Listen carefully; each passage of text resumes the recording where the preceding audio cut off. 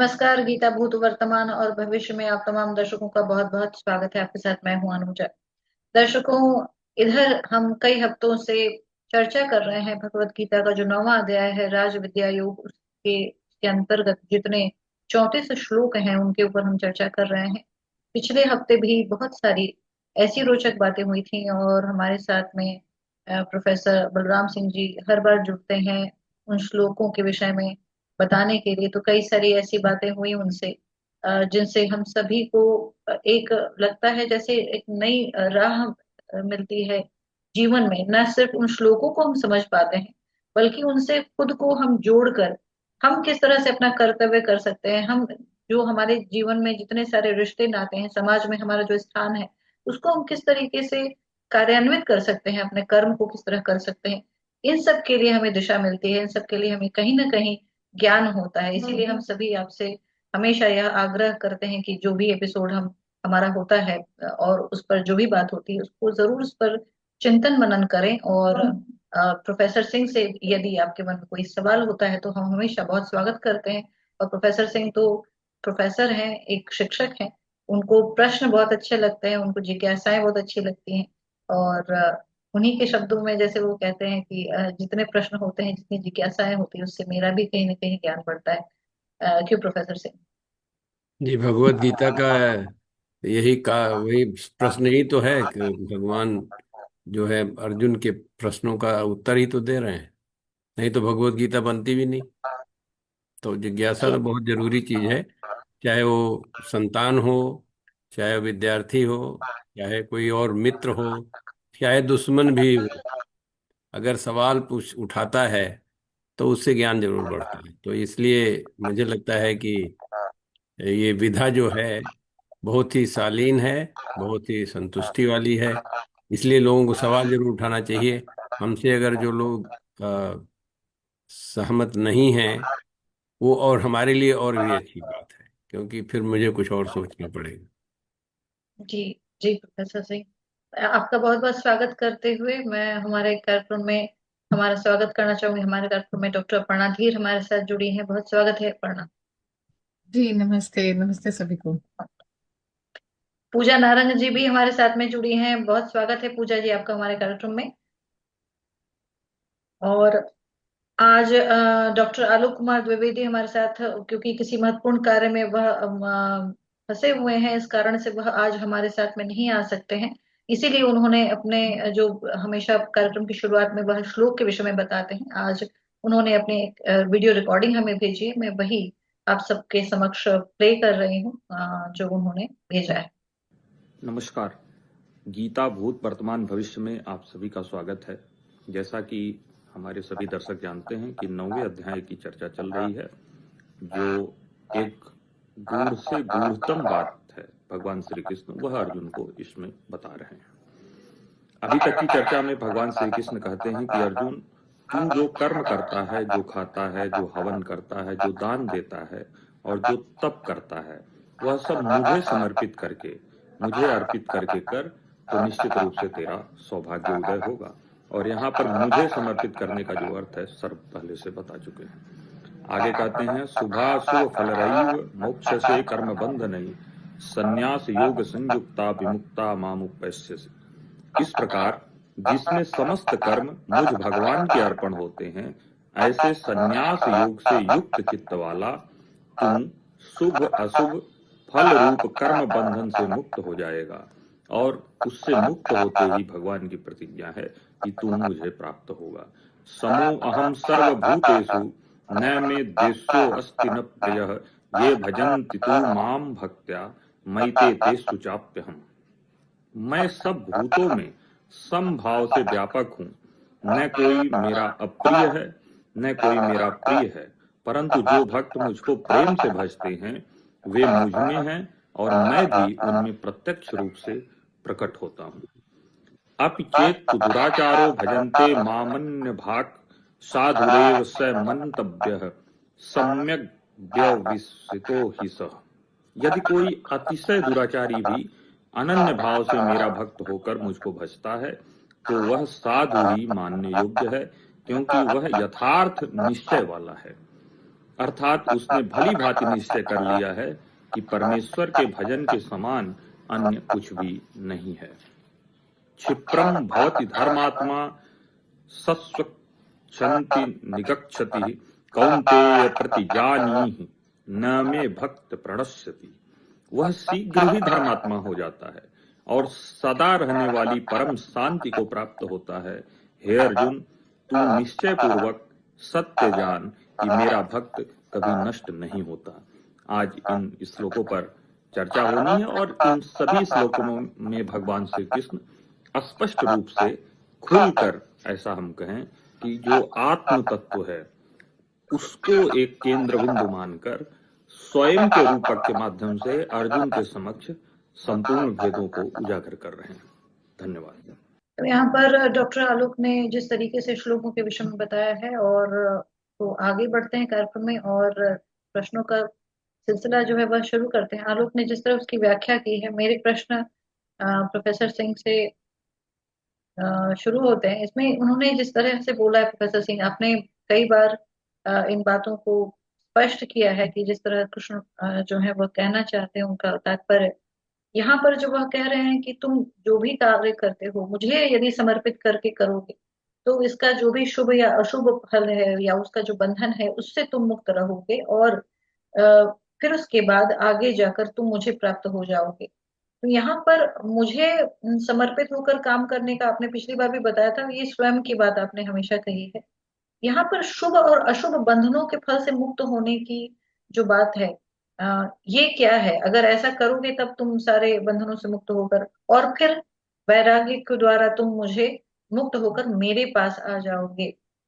यहाँ पर वो ऐसे भी बोल सकते थे कि तुम स्वयं को का तुम्हें ज्ञान हो जाएगा, तुम अपने आप को समझने लगोगे, तब तब तुम्हें संसार का बोध होगा, ऐसा भी वो कह सकते थे। मेरे पास आओगे, मेरी भक्ति में लीन हो जाओगे। तो अगर ऐसा कहते तो अनुजा हो जाते ना। वो भगवान है, उनको अपने हिसाब से कहना है।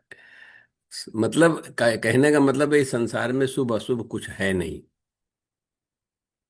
ये हम मानते हैं। जैसे मान लीजिए हमने गोली चला दी किसी के ऊपर, अगर वो बदमाश है तो हम तो सोच रहे हैं सही, लेकिन उसके परिवार वाले क्या सोच रहे होंगे हमारे भाई बेटा पिता का तो देहांत हो गया।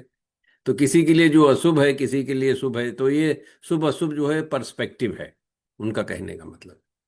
अब इसमें है कि उससे भी आप मोक्ष कैसे मिलेगा आपको, उसको क्योंकि हमने यहाँ पे कर्म बंधन कर दिया, तो हम उससे अगर बंध गए किसी भी चीज से तो वही पर्सपेक्टिव आ गया कि हमको ऐसा चाहिए था, हमको वो चाहिए नहीं। मतलब इन्होंने कर्मंडे बाधिकार से एक उसको निश्चित करने की आपको ईश्वर ने अधिकार दिया। अधिकार मतलब उसको क्रिया करने के लिए किया है। आप जो करोगे उसका फल वैसे मिलने वाला है, उसमें बंधने की जरूरत नहीं है। उससे क्या लेना चाहिए? संन्यास। इन्होंने कहा कि संन्यास योग योग। जब आप उससे संन्यास के, तो हम लोग बोलते हैं कि नींव पड़ती है। जैसे मैं फेल हो गया किसी चीज काम करने में, तो मैं फिर उसके लिए मेहनत करूंगा अगली बार, वो हमारी नींव बनेगी। हमारा फेल्योर जो है हमारा आधार बनेगा कि हम आगे कैसे बढ़ें। अगर हम फेल होंगे ही नहीं, मान लीजिए न पास हुए न फेल हुए, तो बैठे रहे, कुछ नहीं होगा। तो यहाँ पे ये कहने का मतलब है कि जो हमारे, हम बोल चुके हैं, भगवान कृष्ण रिप्रेजेंट कर रहे हैं हमारे अपने अंतिम, जो हमारी अंतिम पहचान है वो आत्मा है, जिसमें हम परमात्मा, सारे संसार के लोगों का है। कोई माने नहीं माने वो अपनी बात है, आज नहीं तो कल उनका वो आधार बनेगा, वो भी किसी न किसी दिन समझ जाएंगे। तो यहाँ पे कहने का मतलब है कि आप शुभ अशुभ कुछ भी नहीं होता है, उसके कर्म में बंधन में मत बंधिए। आप क्रिया कीजिए, अधिकार कीजिए, और जो भी कुछ उसको आधार बना लीजिए नेक्स्ट स्टेप के लिए। तो आप हरदम प्रसन्न रहेंगे, वहां तो पहुंचेंगे। क्योंकि उसी तरह से लोग पहुंचेंगे जो नहीं पहुंचेंगे, जो आलसी लोग हैं वो नहीं पहुंचते हैं। वो दैव दैव आलसी पुकारा, वो चिल्लाते रहते हैं हमको ये नहीं मिल रहा, वो नहीं मिल रहा, ऐसा नहीं। वो ये कह रहे हैं कि यहाँ पे कर्म करने की बात है, आप क्रिया करिए और उसको आधार बना के आगे बढ़ते जाइए। शुभ अशुभ कुछ नहीं होता है, कुछ भी नहीं होता। महात्मा गांधी जेल में गए तो बहुत अशुभ बात है, लेकिन जेल में गए तो फिर उन्होंने अपनी बात रखी अंग्रेजों के सामने कि हमको जेल में भी ले जाओ, लेकिन बात हम वही मानेंगे जो हम मानते हैं, हमको हमारी स्वतंत्रता मिलनी चाहिए। तो फिर ये हो गया कि नहीं, महात्मा गांधी जेल में गए, उन्होंने अपनी बात बताई, लेकिन जेल से उनको डर नहीं लगा। तो अशुभ कहा क्या हुआ उसमें, तो शुभ हो गया ना, वो उसको आधार बना लिया उन्होंने। तो ऐसे उदाहरण बहुत सारे आपको जीवन, सभी के जीवन, जी। आपके जीवन, हमारे जीवन, सबके जीवन में है। भी बिल्कुल ठीक कहा आपने। और इसके अगले श्लोक में जब श्री कृष्ण कह रहे हैं कि मैं सबके साथ समभाव के साथ या ईर्ष्या द्वेष के बिना सबके साथ व्यवहार करता हूँ, और जो लोग मेरी भक्ति में लीन रहते हैं या जो अपने प्रेम करते हैं मुझसे, मेरी भक्ति करते हैं, मैं उनके हृदय में या मैं उनके अंदर निवास करता हूँ, वो मेरे अंदर करते हैं। यहाँ पर जो समभाव के साथ जीवों के साथ व्यवहार करने की बात या ईर्ष्या द्वेष नहीं करने की बात है, ये मैं ऐसा करता हूं यह वह कह रहे हैं। तो क्या इसमें उनका कहने का मतलब है कि ऐसा सबको करना चाहिए? जी, सबको करना चाहिए, मतलब जो उस अंतिम लक्ष्य के लिए तैयार है, जाना चाहता है वो, और नहीं तो जाएगा तो उसको जाना ही है। सभी का जो रास्ता है एक ही है। तो आप अगर उस भाव को समझ जाएंगे तो आपको कोई प्रॉब्लम नहीं होगी, न ईर्ष्या होगा, न कोई दोस्त, न कोई प्रिय है, न कोई दुश्मन है, कुछ किसी तरह का कुछ है ही नहीं। सारे लोग बराबर हैं। अगर ये हम सारे लोग अपने जीवन में देख लीजिए ना, आपको किसी ने बहुत परेशान किया हो कभी, और आप उससे ऊपर चले गए, सन्यास बना लिए हो, उसके सन्यासी हो गए, तो बाद में देखेंगे अरे ये तो बहुत अच्छा किया इसने हमारे लिए, इन्होंने ऐसा बहुत अच्छा किया। चाहे वो टीचर ने आपको डांटा होगा, पीट दिया होगा, या फेल कर दिया होगा, या किसी ने आपकी बेइज्जती कर दी होगी, वो भी, और किसी ने प्रशंसा भी की होगी, तो आप देखेंगे कि किसी से आपको इंकरेजमेंट मिल रहा है, किसी से आपको प्रेरणा मिल रही है कि नहीं हमको इसको करके देखना है। हम सारे लोगों के जीवन में ऐसा होता है। तो ये ऐसा वो भगवान कह रहे हैं, भगवान से कोई लेना देना नहीं, वो आपके लिए कह रहे हैं कि आपको हमको ऐसा करना चाहिए, क्योंकि हमारे आपकी पहचान, अंतिम अंतिम पहचान एक ही है। उसमें ना आप अलग हैं ना हम अलग हैं। इसलिए हम एक दूसरे के अनुभव से कैसे सीख लेते हैं, किसी की कहानी पढ़ते हैं, किसी की पिक्चर देखने जाते हैं, पिक्चर देख के उससे ही प्रेरणा मिल जाती है, देखो पिक्चर में भी इन्होंने ऐसा कर दिया। तो ये हमारे लिए, अपने लिए पहचान है, अपने लिए ही सब कुछ करना है। जी। जी प्रोफेसर जी। और उसके आगे जब वह कहते हैं कि मेरी उपासना में, मेरी भक्ति में जो लीन रहते हैं उन्हें साधु मानना चाहिए, क्योंकि इसके बारे में जब आप इस कार्यक्रम के विषय में लोगों से जब कुछ दो वाक्य में, दो पंक्तियों में आप कुछ बातें अपनी रख रहे थे, तो उसमें आपने ये बात कही थी कि जो एकदम दुरात्मा होते हैं उनको भी मोक्ष मिलेगा, जो महापापी अशुभ काम करने वाले हैं उनको भी मोक्ष मिलेगा। तो उन्होंने कहा कि जो ऐसे महापापी लोग होते हैं उन्हें भी साधु मानना चाहिए, जो मेरी उपासना में लीन होते हैं, क्योंकि वे अब दृढ़ संकल्प में अपने संकल्प में दृढ़ रहते हैं। यहाँ पर जो महापापी मेरी भक्ति में लीन रहते हैं, इसका क्या अर्थ है? जो लोग दुरात्मा होते हैं या दुष्ट लोग होते हैं, किसकी भक्ति में वो लीन रहते हैं, किसकी पूजा उपासना करते हैं? जैसे हम लोगों ने कई सारी कहानियां पढ़ी हैं, अंधकासुर के विषय में, हिरण्यकश्यप ने किस तरह से तपस्या की, वरदान मांगा, रावण ने किया। तो ये जो तपस्या होती है, उपासना होती है, किसकी करते हैं और फिर वरदान मिलता है? यहाँ पर क्या वह क्या कहना चाह रहे हैं आप? अब इसमें देखिए, आपने कहा उपासना करते हैं, उपासना का मतलब उप आसन, मतलब बगल में बैठना है। आपके भक्ति का मतलब क्या है? उसका भोग करना। अगर आप किसी से दुश्मनी कर रहे हैं तो सबसे ज्यादा उसके बारे में समझते हैं, क्योंकि दुश्मन से निपटने के लिए उसकी हर कला समझनी पड़ती है। मैं यहाँ पे अमेरिका में जब आया शुरू शुरू में, मतलब बहुत साल पहले की बात है, 30 साल पहले की बात, तो अमेरिका और रसिया की बड़ी लड़ाई हो रही थी। रसिया उसके बाद डिसइंटीग्रेट हो गया 89 में, सोवियत यूनियन। लेकिन अमेरिका वालों की विजय हो गई। लेकिन मैंने देखा 83 में जब मैं यहाँ पे आया और 89 के बाद यहाँ के लोगों में परिवर्तन हो गया। ये इंसान, इनके पहले इंसानियत बड़ी दिखाई पड़ती थी मुझे, ये इंसान नहीं, हैवानियत आ गई, क्योंकि वो कम्युनिस्ट वालों से डील करते करते उसी तरह के बन गए। तो हम जब इस संसार में किसी से लड़ाई भी करते हैं तो बी टेक इट देयर, मतलब उसके बारे में सब समझना पड़ता है ना मुझे, तो मेरे दिमाग में वो चीज घुस जाती है। तो ये बात हमारे अंदर आ जाती है जब हम किसी के साथ, अगर हमारा भोगने का इससे कोई लेना देना नहीं है कि हमारा मित्र है तो अच्छी बात है, अगर दुश्मन है तो उसके बारे में, मतलब मित्र है तो उसके बारे में जानेंगे, उसके साथ कुछ करेंगे, दुश्मन है तो उसके खिलाफ करने के लिए हमको उसके बारे में जानेंगे। तो जानना हमारा धर्म है किसी भी स्थिति में। और अगर हम जान गए उस चीज को तो फिर हम हमारी पहचान बन गई वही।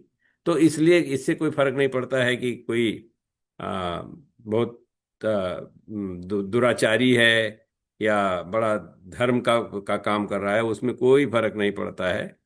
वो अब साधु रे साधु, मतलब ये नहीं है कि वो साधु बन जाता है, वो में उसमें उसमें कोई फर्क नहीं पड़ता है। अगर उसका मंतव्य है साधु के, अगर साधु ही अगर ऐसा करेगा तो वो फुली रिजॉल्व होगा तो वो साधु की तरह बन जाएगा। जैसे साधु का मतलब साधना, जिसको साधना हो जाती है, सध जाता है, जो आपके आपके उसमें भी है ना, ये आपके कम्युनिकेशन में क्या बोलते हैं उसको, साधारणीकरण। साधारणीकरण बोलते हैं, तो वही साधने वाली बात है। तो जो अब वो चाहे दुश्मनी के कारण सध गया या दोस्ती के कारण सध गया, लेकिन सध तो गया, तो इसलिए वो साधु हो गया। ये असली में इसका मतलब है। अब इसको हम लोग, दुर्भाग्य है कि हम लोग इसको अच्छे से व्यवहार करने के, साधु महात्मा ये सब बोलते हैं। महात्मा का मतलब महाआत्मा, आत्मा पे सोचिए ना। साधु साधु का मतलब जो सधा हो, ये नहीं कि बस उसका पैर छू के और आशीर्वाद उसने दे दिया और हमारा सब कल्याण हो गया। आई मीन इसमें कोई बुराई भी नहीं है। चलिए आपको कम से कम विश्वास है तो कल को आप हमसे पूछ रहे हैं, हमारे जैसे अज्ञानी आदमी विज्ञान विज्ञान की इधर उधर की बात करके बोल रहा है आपसे, कम से कम साधु महात्मा की बात तो कर तो रहे हैं ना। तो इस तरह से भी कोई बुराई नहीं है। आज इसकी मतलब मैं ये ऐसी बातें क्यों बोल रहा हूँ, हम क्यों नहीं, हम भी वही सोच सकते हैं। भाई किसी मूर्ति के पास जाते हैं आप, प्रणाम कर लेते हैं या कि उसको फूल माला चढ़ा देते हैं, लेकिन ये जानना चाहिए कि मूर्ति है क्या।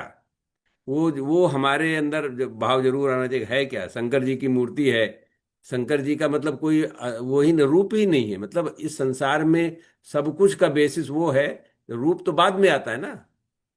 तो अगर हम ऐसे शंकर जी की आराधना करते हैं, एक पत्थर की आराधना करते हैं, तो हम, पत्थर का मतलब है कि हमारा जो फिजिकल स्थूल शरीर है, ये स्थूल के पीछे क्या है, ये तो बाद में नाक कान आंख ये सब बाद में बनता है, लेकिन बाकी तो स्थूल ही है। तो उस स्थूल भाव को समझना हमारे लिए जरूरी है। और अगर उसको हम समझ लिए तो शंकर जी का तो ठीक है, बाकी सब करिए। उसी तरह से हम जो किसी के उच्च कर्म को एक आधार मानते हैं, उससे कुछ सीखते हैं, या किसी के बुरे कर्म को आधार मान के उससे सीखते हैं कि ये नहीं करना चाहिए, तो हमको ज्ञान तो हो गया ना दोनों में, दोनों तरीके से हमको ज्ञान हो गया। तो हमने भजन कर लिया, हमने भक्ति कर ली। मतलब भक्ति इसका मतलब ये नहीं कि सिर्फ उसकी बात मानते हैं, इसका विरोध करते हैं। मतलब ऐसे हमको एक कहानी गांव में लोग बताते थे कि शंकर जी का एक, उसको कुछ कुछ चाहिए था, नहीं मिला, तो उसने ये रिजॉल्व किया। मतलब ये रिजॉल्व करने की बात बता रहे हैं ना यहाँ पे, व्यवस्थितो, मतलब उसका मतलब जो व्यवस्था से आता है, उसका बड़ा इंटरेस्टिंग। अपर्णा को ये सब सारी चीजें ज्यादा पता होंगी संस्कृत की। तो उसने रिजॉल्व किया कि हम शंकर जी को डेली 2 डंडा मारेंगे, क्योंकि उसको, उसने जो कोशिश, जो उसको चाहिए था मिला नहीं। तो इतना वो नदी पार करके जाता था। एक बार इतनी बाढ़ आई थी कि पूरा उसकी जिंदगी लगभग ही ऑलमोस्ट डाइड, लेकिन पार करके मार के 2 डंडा आया। तो शंकर जी, ऐसा कहते हैं, शंकर जी प्रकट हो गए, बोले तुमको क्या चाहिए, क्योंकि इतना बड़ा रेजोल्यूशन करने वाला जो उनको डंडा मारता है। तो ये हमारे रेजोल्यूशन की बात है। जब हम, हमारे अंदर ये इस तरह का रेजोल्यूशन होता है, तो दुराचारी जो उदाहरण बता रहे हैं, एकदम दुराचारी था, ये एक तरह से कह सकते हैं ना कि वो दुराचारी था। तो लेकिन रेजोल्यूशन उसके अंदर था। तो रेजोल्यूशन हमारे अंदर होना चाहिए, इससे कोई फर्क नहीं पड़ता है। देखा, अल्टीमेटली ये नहीं कि आप करते क्या है, आप किस तरह से करते हैं, ये ज्यादा इंपॉर्टेंट है। जी जी। ये कई सारी आपने महत्वपूर्ण बातें बताई हैं, क्योंकि लोगों के मन में और मुझे भी कई बातों की शंका रहती है, या बहुत सारी बातें हम शुरू से सुनते आते हैं, तो हमें कई बातों का भ्रम रहता है, या बातें सही, उन बातों का ज्ञान नहीं होता है।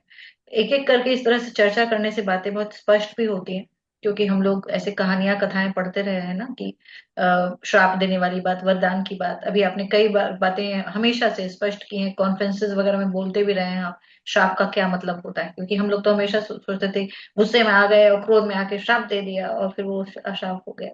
श्राप का अर्थ जो है वह आपने अलग तरीके से बताया है, जो हम मुझे कम से कम कहीं नहीं मिला है। मैंने श्राप की वो परिभाषा कभी नहीं कहीं सुनी है। तो यदि आप श्राप के बारे में थोड़ा बताना चाहें दर्शकों को, श्राप का यदि। मतलब श्री से बनता है, जो श्रा जो शब्द आता है वो श्री, जो वो सत्य बताने वाले लोग होते हैं, सबको ज्ञान नहीं होता। जैसे उदाहरण के लिए महाभारत की बात हो रही है तो ये कहा जाता है कि गांधारी ने भगवान कृष्ण को श्राप दिया कि उनके पूरे परिवार का नाश हो जाएगा, यदुवंश का नाश हो जाएगा। वंश का, जी। क्योंकि गांधारी की तपस्या तो देखिए ना, उसने आंख बांध ली थी, इतनी बड़ी संयम कितना है उनके अंदर।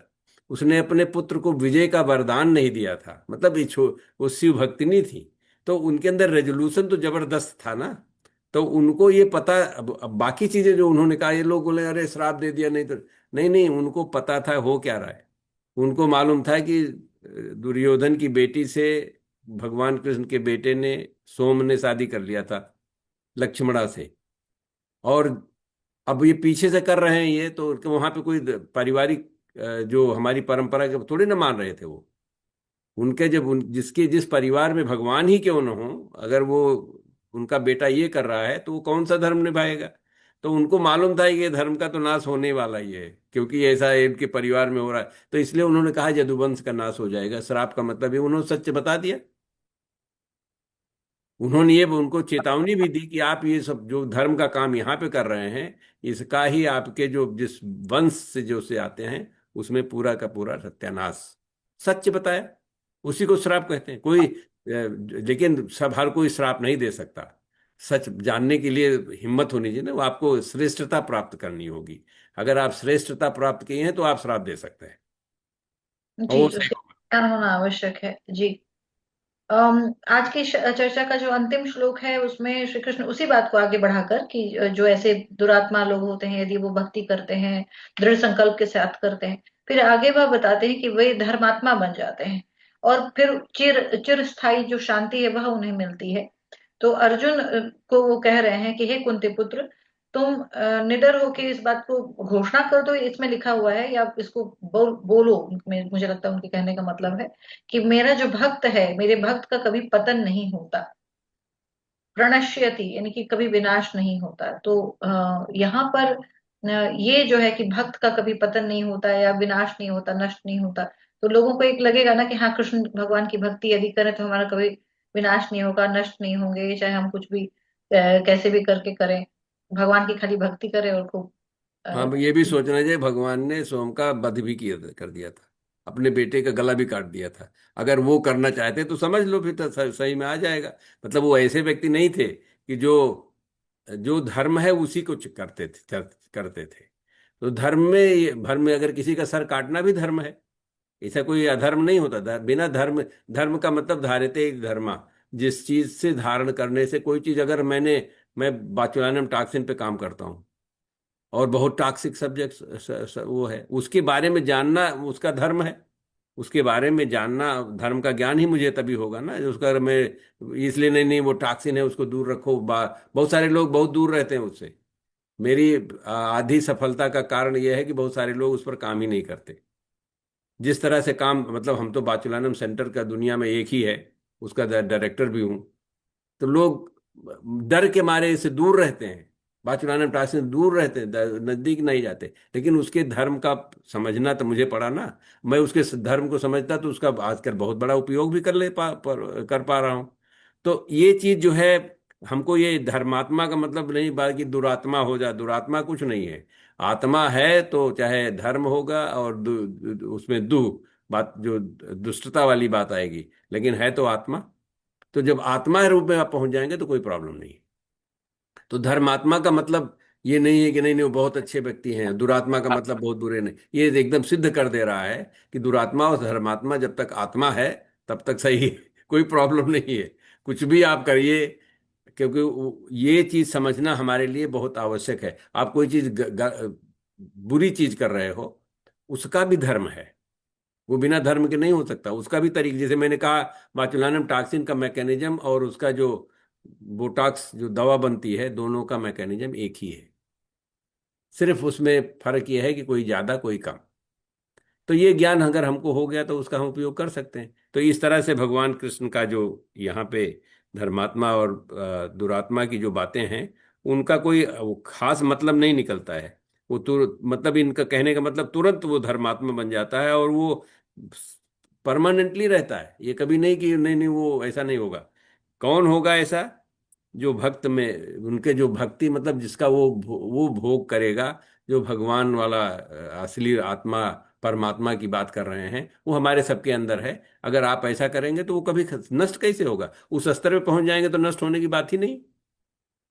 जी। और आपने आपसे जब बात ऐसे हुई थी तो आपने भी कहा था कि आत्मा के स्तर पर यदि हम बात करें तो कोई आत्मा अच्छी या बुरी नहीं होती है। बिल्कुल। शरीर जो है उसके जो कर्म होते हैं, आत्मा जब जीवात्मा होती है उसके कर्म होते हैं। बाकी आत्मा जब है वो तो कहते हैं ना, जब मृत्यु किसी की होती है तो चाहे वो दुष्ट व्यक्ति भी होता है लोग उसे प्रणाम करते हैं। जी जी। ये जी। और मरे हुए व्यक्ति से किसी का कोई विरोध नहीं रहता, हम्म। निश्चित रूप से कर।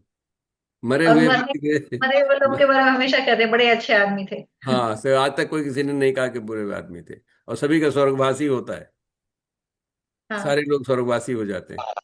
जहां मरे नहीं कि स्वर्गवासी जिंदगी भर उनसे लड़ते रहेंगे, लेकिन जैसे मरे स्वर्गवास गए, सभी लोग मान लेते हैं। क्योंकि एक मरण एक ऐसी चीज है ना कि जो आप कह रही हैं, शरीर का अंत हो जाना, सारी जितनी परेशानियां सबका अंत हो गया।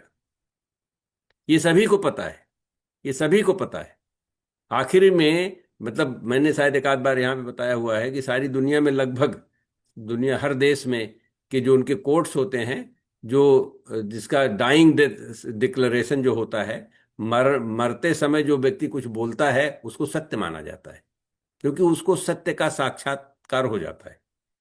जो व्यक्ति ये समझ गया और सबको समझ में आ जाता है। तो कहानी आप लोग जानते होंगे, मैंने तो देखा हुआ अपनी माँ को, ऐसे और लोगों को भी देखा हुआ है कि एकदम बिल्कुल सारे भाव खत्म हो जाए। जिसको ये पता लग जाता है कि हमारा अंत आने वाला, उनके कोई विरोधाभास रह ही नहीं जाता, सब कुछ सही है, उनको ज्ञान हो जाता। तो आप एकदम सही कह रहे हैं, वो आत्मा के बाद, क्योंकि शरीर का नष्ट तो शरीर होता है, आत्मा थोड़ी ना नष्ट होती है। इसीलिए जी। भाव ही आया हुआ है, आत्मा का विचार ही इस तरह से बना हुआ है। आत्मा परमात्मा इसीलिए बनाया हुआ है। और ये सारी दुनिया के लिए सत्य है, कोई ये नहीं कि ये मजहब वाले या रिलीजन वाले इनका ऐसा वो ये सब वो है फरेबगिरी है। जो मजहब देश मतलब बड़ा इंटरेस्टिंग चीज है। मैं आजकल सोच रहा हूँ, पहली बार बता रहा हूँ कि ये राष्ट्र की जो बात है, तो धृतराष्ट्र, मुझे पता करना है कि ये राष्ट्र की बात कहाँ से शुरू हुई। जो लोग राष्ट्र की बात करते हैं, वो तो धृतराष्ट्र सबसे बड़ा राष्ट्र वाला था और सबसे ज्यादा गड़बड़ किया उसने। तो राष्ट्र के ये नहीं सोचना चाहिए कि नहीं नहीं मतलब हम तो राष्ट्र की बात कर रहे हैं। राष्ट्र की बात से हमको बहुत सारी चीजें, हम हमारी अपनी कमजोरियां, हमारी सीमाएं नजर आने लगती है। जी। हमारे साथ में पूजा जी और डॉक्टर अपर्णा है। यदि कोई प्रश्न है डॉक्टर अपर्णा। जी, दो प्रश्न हैं। एक तो जैसा अभी सर ने स्टार्टिंग में आज जब बात की व्याख्या में ये कहा कि एक स्तर से ऊपर उठ जाना, जब आपको ना कोई अप्रिय लगे ना प्रिय लगे, तो वो अपलिफ्टमेंट की जब बात सर करते हैं श्री कृष्ण के मतलब वचनों को रखते हुए, तो मैं ये कहना चाह रही थी सर कि एक तरफ तो है कि हम बिल्कुल इन सब चीजों से ऊपर उठ जाएं, और दूसरी तरफ हमें यहाँ पर गीता में ये इस बात पर भी बल दिया जाता है, और पूरी गीता इसका आधार भी है एक तरह से, कि वो कह रहे हैं कि अन्याय के प्रति हमें आवाज उठानी चाहिए। ऐसे नहीं है कि चुपचाप बैठ गए, भाई ठीक है अप्रिय है तो क्या करें, अब हम तो इससे ऊपर उठ गए, हमारे लिए वो कुछ भी नहीं मैटर करता। जबकि ऐसा है भी, कई बार लाइफ में हम इन कई चीजों से ऊपर उठ जाते हैं। लेकिन क्या अन्याय के लिए नहीं बोलना चाहिए, मतलब ये सोच करके हम तो ऊपर उठ गए हैं? तो एक तो प्रश्न नहीं ये है नहीं, सर, अन्याय दूसरा के प्रश्न। आप ऊपर उठे कैसे, ये देखने वाली बात है। आप उठो ऊपर, अब तो अपने मन से अभिमान में ईगो में बोल रहे हैं हम सबसे ऊपर हैं, आलसी के कारण बोल रहे हैं हम नहीं बोलना चाहते, झंझट कौन ले दुनिया भर का, वो बात दूसरी है। लेकिन जहां हम्म। पे अन्याय का मतलब ये होता है अन्य, अन्य के हिसाब से, मतलब हम अलग हैं आप अलग हैं, तो उसी को अन्याय कहते हैं। जब हम और आप एक ही मानते हैं एक दूसरे को, तो कोई अन्याय की बात ही नहीं। तो मतलब अन्याय शब्द ही इस तरह से है कि हम एक एक दूसरे को हम अपने हिसाब से आपको भी अपने बराबर ही माने, तो अन्याय नहीं होगा। बाकी अन्याय अगर आप सोचते भी हैं, अन्याय का मतलब सिर्फ ये नहीं होता कि हमने आपको दो डंडा मारा, आपको पीट दिया, आपको हटा दिया, आपको निकाल दिया, ये वाली बात नहीं। अगर हमने दिमाग में भी ये सोचा है कि आप अलग हैं, तो हमने अन्याय किया। तो इस तरह से आपको नहीं करना चाहिए, ये बात है। जी। लेकिन सर कई बार हम ऐसी वाली बात होती है ना, हम कहते हैं किसी ने आप केक मारा तो आप उसको कहो कि और दूसरा भी मार लो, तो मतलब उसको रियलाइज कराने के अगर लिए क्या अगर आप ऐसा भी उसको है? रियलाइज ये दिखाना चाहते हैं कि नहीं, इससे कोई फर्क नहीं पड़ता है, जो तुम मारने पीटने से कोई फर्क नहीं पड़ता, तो वो कर हम्म। सकते हैं। अगर आप वो जैसे छोटा सा बेबी होता है, माँ को कभी दांत काट लेता है, कभी ये कर देता है, वो कर देता है, वो माँ उसको बर्दाश्त कर लेती है, ये दिखाने के लिए कि उसको ये सीखना है। अगर आप उसको सिखाना चाहते हैं तो ठीक है। अगर कभी कभी ऐसा होता है कि एक तमाचा लगाना पड़ता है, उसको ये पता लग गया है कि चोट कैसे लगती है, तो सिखाने के लिए कुछ भी कर सकते हैं। ये सारे जी संसार जी। में अगर हमको ये समझना चाहिए कि हम उस स्तर के व्यक्ति हैं, आत्म रूप में अगर पहुंचते हैं, तो उस स्तर पे अगर कोई दूसरा वहां नहीं पहुंचा है, उसको सिखाने के लिए अगर आपको बहुत पुचकारना पड़ता है, समझाना पड़ता है, तो वो भी अच्छी बात है। अगर विरोध करना पड़ता है तो वो भी अच्छी बात है। कोई हमारा नाती है, वो 7 साल का है, बड़ा कूदता रहता है, मैं उसका हाथ पकड़ लेता हूँ, उसको लगता है कि नहीं, शक्ति बहुत बड़ी चीज है। तो वो शक्ति, जब मैं उनको शक्ति दिखा देता हूँ कि शक्ति क्या है, हाथ पकड़ लेता, बोलता है, वो तो बेचारे देखते रहते हैं हमारा मुंह, तो इधर उधर कुछ कर नहीं सकते। तो उनको शक्ति का भी आभास करवाना मेरा धर्म है। तो उस समय मैं हाथ पकड़ के उनको ऐसे कभी कभी इतने जोर से स्क्वीज करता हूँ कि फिर वो मान जाते, तुरंत मान जाते, हाँ समझ में आ गया, आपको शक्ति की जब पता लगाना है तो मैं आपको शक्ति बता देता हूँ। अब उनको ध्यान आ गया, तो फिर उसके बाद जब वो चिल्लाने के लिए कोशिश करते हैं, जब मैं वहां सामने पहुंच जाता हूँ, एकदम शांत हो जाते हैं, उन्होंने सीख लिया। तो ये ऐसा भी जी करना पड़ता है। जी जी। जी। सर अनुजा जी एक छोटा सा पूछ सकती हूँ? जी बहुत, यदि छोटा सा है क्योंकि हमें तो हमारे पास की अगर कमी है। मेरा क्वेश्चन छोटा है लेकिन सर आंसर अगर छोटा सा देते हैं तो। सर क्वेश्चन ये कि रेजोल्यूशन एंड डिटर्मिनेशन, आपने दो वर्ड्स का भी यूज आज रेजोल्यूशन का किया था, दोनों में क्या मुख्य अंतर है? डिटर्मिने रेजोल्यूशन में क्या है कि देर इज उसका अंत, आपको कि क्या मिलना है। रिजॉल्व करके आप ये जो रेजोल्यूशन लेते हैं, उसको सॉल्व करना है, सोल्यूशन उसका निकालना है। डिटर्मिनेशन का कि हम अपना करेंगे, आई एम डिटर्मिन्ड, और जो भी होगा वो हम एक्सेप्ट करेंगे, ये दोनों में फर्क है। जी। पूजा जी, यदि आपका कोई छोटा सा प्रश्न है। हाँ जी सर, वैसे तो सब क्लियर है। बस मैं ये पूछना चाहती हूँ कि जब कोई चीज हमारे अनुसार नहीं होती है, तो हमें उसे छोड़ देना चाहिए, उसे संन्यास ले लेना चाहिए, या अपने आप बात हो जाएगी, या उसको भूल जाओ? वो आपकी परिस्थिति पर, अगर आपके पास दूसरी प्रायोरिटीज हैं तो आप उसको करिए। लेकिन वो संन्यास लेने का मतलब है कि we have to overcome it, मतलब उसको एक आधार बना लीजिए। तो उसको छोड़ते नहीं हैं, बल्कि उसको याद रखते हैं कि हमने ऐसा किया तो ऐसा हुआ था, अब हमको आगे क्या करना है, उसी को आधार बना लिए, तो वो संन्यास हो जाता है। संन्यास का मतलब ये नहीं होता उसको छोड़ के चले जाए कुछ और कर रहे हैं। उसको हरदम याद रखना चाहिए कि हमने ऐसा किया था तो ऐसा हुआ, और उससे आगे हमको कुछ करना है, तो हम I have to find a way कि उसको कैसे करना है। तो आप सीखते रहेंगे, और आप आगे चल के आपको लाभ ही होगा, ज्ञान का लाभ होगा, आपको ज्ञान की वृद्धि होगी। जी जी। धन्यवाद।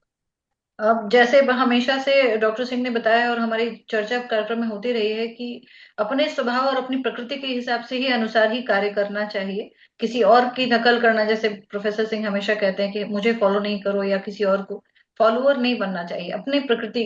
धृतराष्ट्र ने भी अपनी प्रकृति के हिसाब से, और अब प्रोफेसर सिंह फाइंड आउट करने वाले हैं, पता करने वाले हैं कि धृतराष्ट्र का जो नाम है वह धृतराष्ट्र क्यों था, राष्ट्र उसमें कहाँ से आया, राष्ट्र का वास्तविक अर्थ क्या है, और इसकी शुरुआत कब से हुई। क्योंकि धृतराष्ट्र भी जब वो जान रहे हैं कि कुरुक्षेत्र में युद्ध हो रहा है और जो दूसरी तरफ खड़े हैं वह विरोधी हैं, वह एक तरह से शत्रु हैं, उस भाव से वो कर रहे हैं, शत्रु भाव से।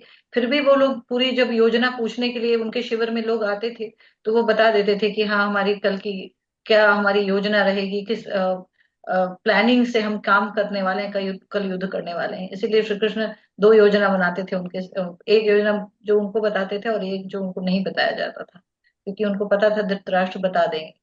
तो ये होता है, वो अपने स्वभाव के हिसाब से उन्होंने कार्य किया।